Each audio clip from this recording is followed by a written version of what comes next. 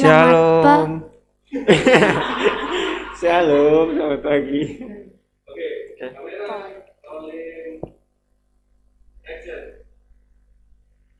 Shalom, selamat pagi teman-teman. Bagaimana kabarnya hari ini? Istimewa. Puji Tuhan, istimewa. Nah, teman-teman, sebelum kita memulai sekolah minggu, kita akan mengangkat satu pujian, bersukacitalah selalu.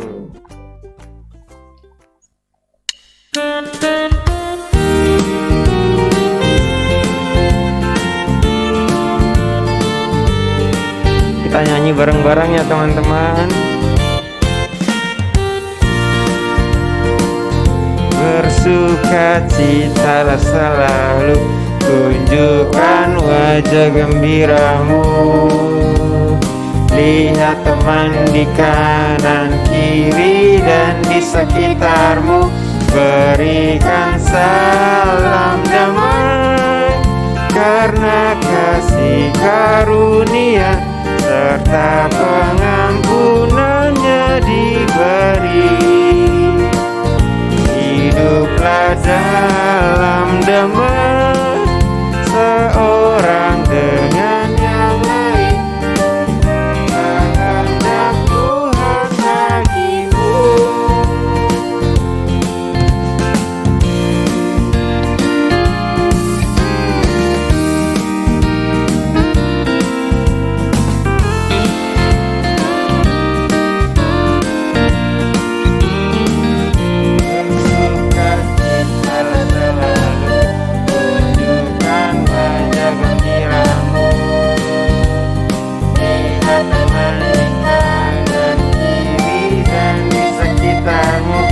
Berikan salam damai, karena kasih karunia serta pengampunannya diberi. Hiduplah dalam damai, seorang dengan yang lain, itu kehendak Tuhan bagimu. Berikan salam damai, karena kasih karunia serta pengampunannya diberi. Hiduplah dalam damai, seorang dengan yang lain, itu kehendak Tuhan bagimu. Kehendak Tuhan bagimu.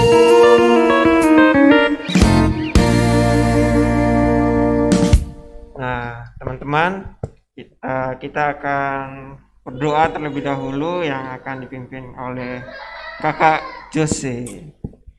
Mari kita berdoa teman-teman. Tuhan Yesus, berkati kami yang akan memulai ibadah ini ya Tuhan. Semoga Kau lancarkan ibadah ini dalam nama Tuhan Yesus, haleluya, amin. Amin. Terima kasih Kak Jose sudah memimpin dalam doa pembukaan. Nah teman-teman, masih ingat yel-yel bacaan kidus? Masih. Ya, puji Tuhan. Nah, kita akan mengumandangkan WCM kidus dengan kita berdiri bersama-sama ya. Kita akan mengumandangkannya berapa kali? 2 kali biar lebih semangat. Nah, kalau Kakak Islam bilang WCM Kidus, teman-teman bilang menjadi anak Tuhan istimewa. Nah, WCM Kidus menjadi anak Tuhan istimewa. Sekali lagi, WCM Kidus menjadi anak Tuhan istimewa.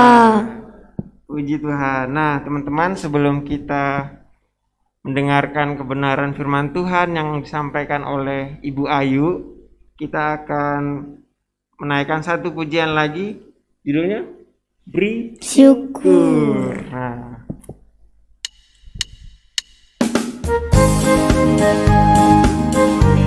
teman-teman semua di rumah, kita akan berdiri bersama-sama dan bersukacita bersama-sama ya.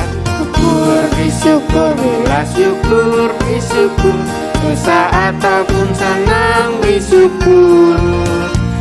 Panjatkan doamu sepenuh hatimu, kasihnya pasti jadi milikmu. Syukur, bersyukur, bila syukur, bersyukur, susah ataupun senang bersyukur. Panjatkan doamu sepenuh hatimu, kasihnya pasti jadi milikmu.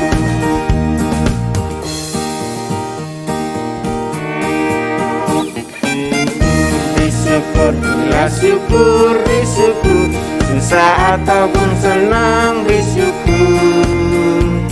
Panjatkan doamu sepenuh hatimu, kasihnya pasti jadi milikmu. Panjatkan doamu sepenuh hatimu, kasihnya pasti jadi milikmu.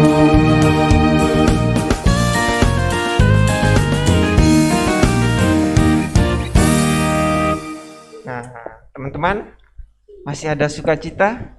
masih. Wah, puji Tuhan, masih semangat ya. Nah, teman-teman, kita masih ada satu lagu pujian lagi nih. Judulnya Bapa di sorga.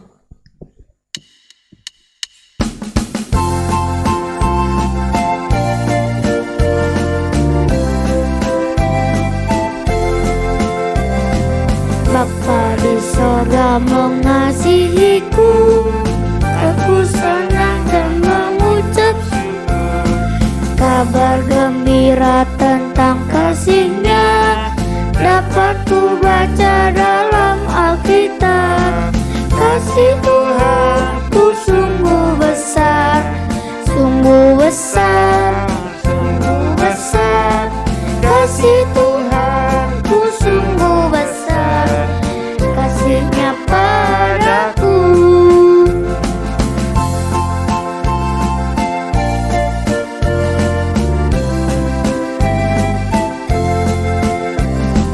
Bapa di surga mengasihiku, aku senang dan mengucap syukur. Kabar gembira tentang Kasih-Nya dapat ku baca dalam Alkitab. Kasih Tuhanku sungguh besar, sungguh besar, sungguh besar. Kasih Tuhanku sungguh besar, kasih-Nya padaku.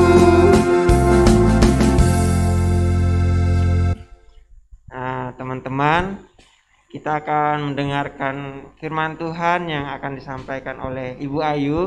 Teman-teman duduk diam, jangan kemana-mana ya. Kita akan belajar bersama-sama dengan Ibu Ayu. Selamat mendengarkan firman Tuhan. Shalom, selamat pagi adik-adik yang terkasih di dalam Tuhan. Gimana kabarnya adik-adik hari ini? Ada sukacita, ada semangat. Mbak Ayu berharap adik-adik di rumah dalam keadaan sehat ya. Hari ini ketemu lagi sama Mbak Ayu. Kita akan belajar firman Tuhan bersama-sama ya. Tapi sebelumnya kita akan minta pimpinan Tuhan dan kita akan berdoa. Selamat pagi Tuhan Yesus, kami bersyukur Engkau memberikan kesempatan kepada kami untuk kami bisa mengikuti sekolah minggu. Dan pada pagi hari ini Tuhan, kami akan belajar akan kebenaran firman Tuhan. Kiranya Engkau membantu kami supaya kami bisa mengerti apa yang ingin Tuhan sampaikan bagi setiap kami anak-anak Tuhan. Terima kasih Bapa, ajar kami untuk duduk diam, dengar-dengaran kebenaran firman Tuhan. Terima kasih, hanya di dalam nama Tuhan Yesus Kristus kami berdoa dan mengucap syukur. Haleluya, amin. Pelajaran kita hari ini berjudul tentang surga bagiku. Nah, sebelum Mbak Ayu menjelaskan lebih dalam apa yang dimaksud tentang surga bagiku, Mbak Ayu sudah menyediakan satu gambar yang bisa adik-adik perhatikan dan tebak kira-kira gambar ini gambar apa. Ini coba diperhatikan. Terlihat ya. Ya. Gambar apa ini? Apa? Ya, benar. Ini adalah gambar kuburan. Mungkin adik-adik di rumah ada yang sudah mengetahui atau memang ada yang belum mengetahui. Mungkin ada yang sudah pernah tahu melihat di televisi atau mungkin pernah datang secara langsung ke tempatnya gitu ya. Nah, kuburan ini adalah tempat yang disediakan untuk seseorang ketika sudah meninggal, dia kan akan dikuburkan. Nah, dikuburkannya itu di tempat-tempat yang seperti ini. Ini adalah salah satu contoh tempat atau contoh kuburan yang ada di Indonesia, tapi memang ada banyak macam-macamnya gitu ya. Berbicara tentang seseorang yang meninggal itu kalau kita tahu pasti sudah tidak bernyawa seperti kita ya, sudah tidak bisa beraktivitas, sudah tidak bisa melakukan apa-apa, tubuhnya itu kaku. Kalau kita, seseorang yang masih hidup, itu masih bisa melakukan setiap aktivitas gitu ya. Aktivitas apa? Seperti sekarang Mbak Ayu lagi berbicara nih sama kalian. Juga ini ada gambar yang Mbak Ayu juga sudah sediakan. Ini juga mereka sedang berbicara satu dengan yang lainnya. Atau aktivitas lain yang biasanya dilakukan kalau adik-adik suka yang namanya olahraga gitu ya.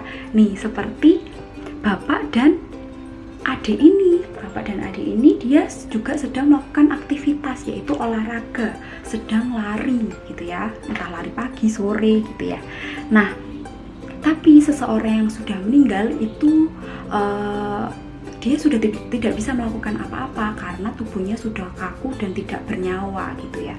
Nah, ketika seseorang itu meninggal, ada beberapa faktor yang disebabkan ketika orang itu meninggal. Faktor yang pertama bisa jadi karena ini, seperti ini. Ini kakek dan nenek gitu ya. Ini kakek dan nenek. Biasanya ada yang karena faktor usia.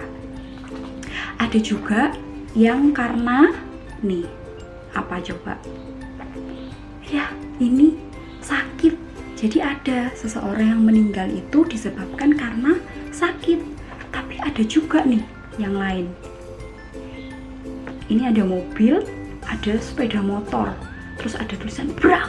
Wah, apa yang terjadi? Ya, ini kecelakaan. Jadi macam-macam orang itu penyebab meninggalnya berbeda-beda ya, bermacam-macam. Ada yang tadi karena faktor usia, ada yang karena sakit, ada juga yang karena kecelakaan, atau ada faktor-faktor lain yang nggak bisa disebutkan di sini satu persatu ya. Tapi yang jelas seseorang atau bahkan Mbak Ayu atau adik-adik di rumah kita semua itu nantinya akan meninggal juga gitu. Nah, waktunya kapan? Yang tahu waktunya itu hanya Tuhan Yesus, hanya Tuhan Yesus. Itu menjadi rahasia Tuhan. Nah, lalu mungkin timbul pertanyaan, ketika seseorang itu sudah meninggal, mereka itu kemana sih? Kalau kita yang sekarang hidup kan ada di dunia. Kalau mereka yang sudah meninggal itu akan berada di tempat yang seperti apa atau apa yang akan mereka lakukan. Nah, untuk jelasnya kita akan mendengarkan dengan baik ya pelajaran atau cerita Alkitab yang saat ini akan Mbak Ayu ceritakan. Cerita Alkitab ini diambil dari 2 Korintus 4 ayat 1 sampai 16 dan dilanjutkan 2 Korintus 5 ayat 1 sampai 10. Jadi kitab surat Korintus ini adalah surat yang ditulis oleh Bapak Paulus. Nah, Bapak Paulus ini menceritakan setiap kejadian yang dialaminya, setiap hal yang terjadi yang dialaminya. Banyak sekali yang terjadi yang dialami oleh Bapak Paulus ini ketika Bapak Paulus ini mengabarkan Injil gitu ya. Ada kesulitan-kesulitan yang dialaminya. Nah, kesulitan yang pertama itu Bapak Paulus tidak disukai sama banyak orang. Jadi ketika Bapak Paulus ini mengabarkan Injil, banyak sekali orang yang malah berkumpul yang menjauhi Bapak Paulus. Lalu Bapak Paulus ini juga pernah mengalami kesulitan pula. Ini coba perhatikan gambarnya. Ini adalah gambar apa? Gambar kapal ya. Ini adalah gambar kapal yang tenggelam. Jadi Bapak Paulus ini pernah juga mengalami kesulitan. Dia pernah kapal yang ditumpanginya ketika mau menyeberang menuju ke Roma, kapal yang ditumpanginya itu tenggelam. Nah, lalu ada juga kesulitan yang dilalui oleh Bapak Paulus. Nih, apa ini? Ya, Bapak Paulus pernah dipenjara. Kalau kita melihat bagaimana perjalanan hidup, kesulitan, hal-hal yang dilalui oleh Bapak Paulus ini, mungkin kita secara pribadi belum tahu ya apakah kita itu kuat atau siap menghadapi semua itu, karena begitu banyak kesulitan yang terjadi. Nah, tapi yang Mbak Ayu salut dari Bapak Paulus ini, ketika Bapak Paulus ini mengabarkan Injil, mengabarkan kebenaran firman Tuhan ke banyak orang, tidak disukai banyak orang, di situ Bapak Paulus nggak pernah yang namanya mengeluh. Bahkan Bapak Paulus ini nggak pernah menyerah. Bapak Paulus ini punya semangat yang begitu kuat untuk terus mengabarkan kebenaran firman Tuhan. Nah, kalau adik-adik tahu kenapa ya kira-kira, coba kita pikirkan, kenapa ya kira-kira Bapak Paulus ini kan sudah mengalami banyak penderitaan gitu ya, maksudnya banyak hal kesulitan yang dialaminya. Tapi kenapa kok Bapak Paulus ini tetap mau setia, tetap mau semangat untuk terus mengabarkan kebenaran firman Tuhan? Nah, jadi Bapak Paulus ini adalah seseorang yang begitu setia kepada Tuhan. Bapak Paulus ini percaya kepada Tuhan. Nah, Bapak Paulus ini juga percaya ketika semua hal kesulitan yang dialami oleh Bapak Paulus ini di dunia ini itu adalah sementara, bukan untuk sesuatu yang lama. Karena Bapak Paulus percaya ketika nantinya Bapak Paulus itu meninggal, Bapak Paulus itu sudah disediakan tempat yang begitu indah, tempat yang begitu enak, tempat yang begitu nyaman gitu ya, yang akan didapatkan oleh Bapak Paulus, karena Tuhan Yesus sudah menyediakan tempat yang terbaik, tempat yang begitu indah, yaitu surga. Nah, begitu pula dengan kita, begitu ya, begitu pula dengan kita anak-anak Tuhan yang mengaku percaya kepada Tuhan. Ketika nantinya kita sudah meninggal, kita nggak perlu khawatir, bingung kita nanti kira-kira waktu aku meninggal apakah aku menderita ya seperti di dunia ini gitu ya. Enggak, kita akan hidup bersama-sama dengan Bapa di surga. Tempat yang begitu indah sudah disediakan Tuhan untuk kita. Dan kita akan hidup selama-lamanya di surga bersama Bapa. Ada sukacita, ada puji-pujian, ada banyak hal yang menyenangkan yang akan kita dapatkan di dalam kerajaan surga. Dan itu sudah menjadi janji Tuhan untuk orang-orang yang percaya kepada Tuhan. Nah, untuk itu kita patut mengucap syukur kepada Tuhan untuk setiap kebaikan Tuhan yang sudah Tuhan berikan bagi kehidupan kita. Ketika kita sudah mengetahui kalau nantinya Tuhan itu sudah menyediakan tempat yang terbaik, tempat yang begitu indah, yaitu surga, kita patut mengucap syukur untuk semuanya itu, karena kita semakin meyakini kalau Tuhan itu sayang sama kita gitu ya. Tuhan itu mau menyediakan tempat yang terbaik untuk kita. Nah, itu tadi adalah cerita firman Tuhan hari ini. tentang surga bagiku. Jadi surga adalah tempat yang sudah disediakan oleh Tuhan untuk kita, anak-anak Tuhan yang sudah mengaku percaya kepada Tuhan. Ya, kita akan mengakhiri sekolah minggu kita, mengakhiri cerita firman Tuhan hari ini. Kita mau berdoa bersama-sama ya. Mari kita berdoa. Tuhan Allah Bapa kami yang bertata di dalam kerajaan surga yang mulia, terima kasih Bapa untuk cerita kebenaran firman Tuhan yang begitu indah. Kami bisa mengetahui Bapa, ketika orang-orang itu percaya kepada Tuhan, Engkau sudah menyediakan tempat yang terindah, tempat yang terbaik untuk kami, yaitu kerajaan surga, dan kami akan hidup bersama-sama dengan Engkau.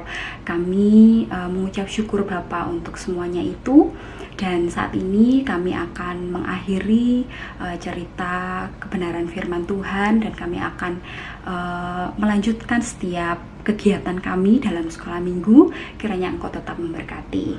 Terima kasih Bapa, ampuni setiap salah dan dosa kami. Hanya di dalam nama Tuhan Yesus Kristus kami berdoa dan mengucap syukur. Haleluya, amin.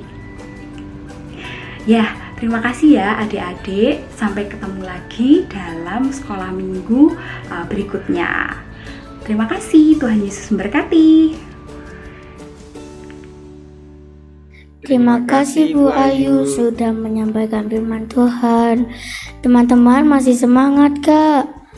Kalau masih semangat, kita baca ayat hafalan kita dari 2 Korintus 5 ayat 1b. Hitungan ketiga kita baca bareng-bareng ya. Siap. 1, 2, 3.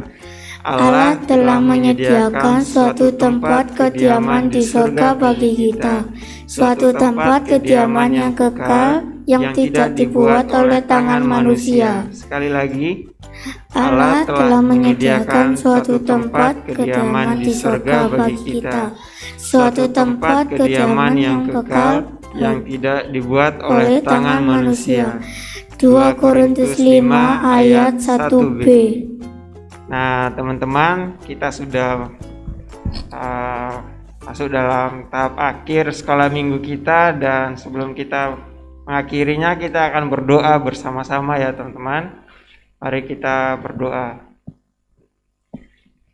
Terima kasih Tuhan buat penyertaan-Mu dari awal sekolah minggu kami hingga pada saat akhir ini Tuhan. Saat ini Tuhan, kami mengucap syukur buat firman Tuhan yang sudah kami terima. Kiranya Tuhan Engkau memberkati supaya firman Tuhan yang kami terima boleh kami lakukan dalam kehidupan kami hari lepas hari, dalam lingkungan keluarga, lingkungan teman-teman kami. Tuhan, saat ini juga kiranya juga Engkau memberkati adik-adik atau teman-teman sekalian untuk tetap setia, tetap semangat belajar firman Tuhan. Kiranya terus Engkau beri kesehatan untuk orang tua yang mendidik dan mengajar adik-adik atau teman-teman kami di rumah. Dan Tuhan, kami juga mau berdoa buat adik-adik yang sekolahnya melalui online atau daring. Kiranya Tuhan Engkau terus memberkati agar mereka juga boleh memiliki semangat, memiliki sukacita yang berasal daripada Tuhan, dan mereka tidak bermalas-malasan dan boleh mengasah kemampuan teman-teman kami semua. Terima kasih Tuhan, ini doa dan sembahyang kami. Hanya dalam anak Yesus Kristus kami telah berdoa dan mengucap syukur. Haleluya. Amin. Nah, teman-teman, kita ada beberapa pengumuman nih. Jangan kemana-mana ya, mengerjakan lembar pelajaran bersama orang tua. Dan yang berikutnya, ingat pesan ibu. Pesan ibu 3M. Mencuci tangan, Memakai masker, menjaga jarak. Nah, teman-teman, selesailah sekolah minggu kita pada hari ini. Selamat hari Minggu, tetap semangat belajar firman Tuhan. Sampai jumpa minggu depan. Tuhan Yesus memberkati. Dadah.